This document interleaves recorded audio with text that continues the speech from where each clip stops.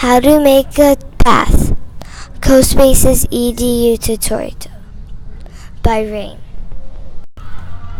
First, go to library icon, then tap special and choose a path.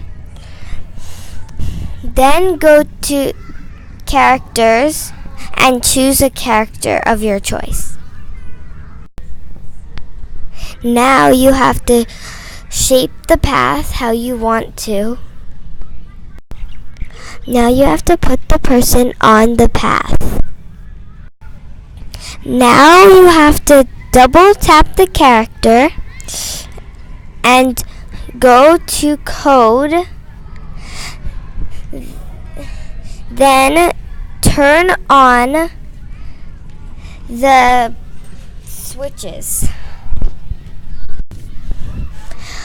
Now you go to code and press the search button. And tap and type in path. Then you move the blue block onto the orange block. Then you tap this little box, and then there's a keyboard that pops up, and choose what seconds you want it to be. Then you press play on the top right corner to see if it works. Thank you for watching this slide.